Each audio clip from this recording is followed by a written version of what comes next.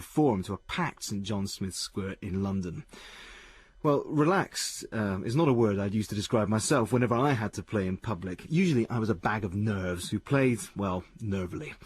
And I'm not alone. The tensions that performers experience, the mental anxieties, can also become physical difficulties. And that's where Carola Grindea comes in.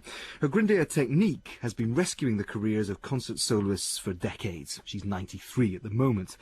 But her deceptively simple recipe for success has had scientific backing recently. And not just from any old scientist either, but from Professor Earl Owen, the virtuoso surgeon and former concert pianist. He was a pupil of Solomon, no less, who masterminded the first hand transplant operation. I was lucky enough that they came into the studio to sort my playing out and to tell me about the crippling effects of focal dystonia, a condition that's affected pianists from Robert Schumann to Leon Fleischer.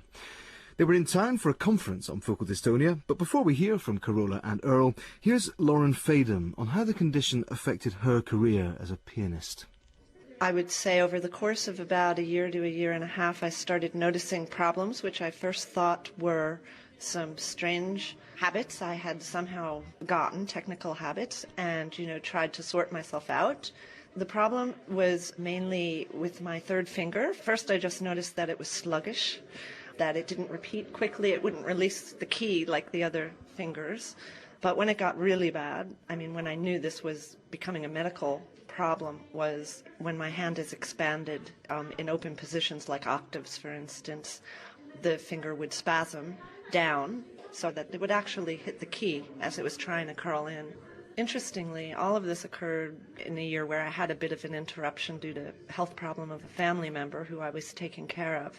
So I had quite a lot of anxiety on a daily basis. I'd have interruptions of, say, like 4 days of practice, and then I would marathon practice for, up to 12 hours with virtually ridiculous amount of breaks for very short periods. So I didn't have any rest in my body, and I was sort of living under a constant worry for about a year and a half.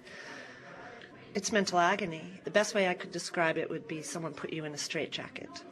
And you've got this music inside, and you've got these things that you want to say, but your body is the straitjacket, and you can't do it. So it's, for a musician, for me, I was suffering, really suffering with it.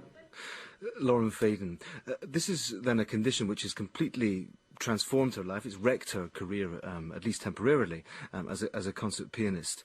So this condition, focal dystonia, has a major impact on musicians' lives. Well, with me are Carola Grindea and Professor Earl Owen. Earl Owen, I wonder, first of all, can we just describe, what is focal dystonia? Focal dystonia is actually one of those things that come upon our understanding only because when we see it, we see problems with the hands and the fingers curling under mostly the fourth or the third finger, that is the ring finger and the middle finger. And people have been attacking it like orthopedic surgeons as if it's starting in the hand. But we now know because of, actually, quite interestingly, the hand transplantations that have been done. We pioneered this. And we found with the first double hand transplant in 2000 done in Lyon, that we took an fMRI, a functional MRI scan of the brain while the patient had not yet had his hands from the dead person transplanted onto his forearms. So there were areas of the brain, and the hand has the biggest representation in the brain of any of our extremities or organs. In fact, 40% of the motor and sensory cortex is the hand. I don't want to waste too much time, but if you put too much tension on your body by being worried at the same time and probably sitting incorrectly and getting messages, and you're thinking of something terrible that's happened to you in your life, and you're going to get so much input to your brain that it can be overloaded. And if you're doing a trill and playing a concerto with an orchestra, the tension is phenomenal. And great pianists in the past have broken down and we didn't know what was wrong with them. There's a paradox then about focal dystonia, which is that it comes from people are working so much with their hands that what happens is that they kind of fry the bit of the brain that works. But it merges with other parts because there's so much input that it blurs that section of the finger actually working. So it's almost from a pianist's point of view, Carola, that they're obsessing so much, there's so much tension that they can't perform. As you said, tension is the culprit of everything, is the source of most ailments, not only in musicians' life, but in our ordinary life. Tension is physical, physiological, mental, emotional. The body becomes rigid, and they stop breathing.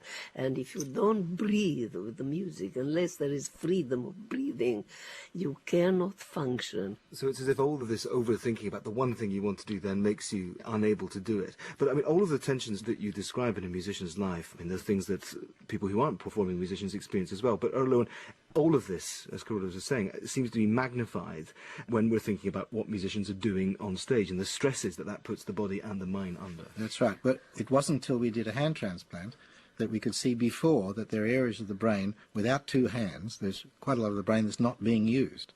And then when you put hands on, and as it recovers and the nerves start to grow into the hands, you can see in the fMRI the return of the amazing amount of tissue taken up in the brain for each individual finger.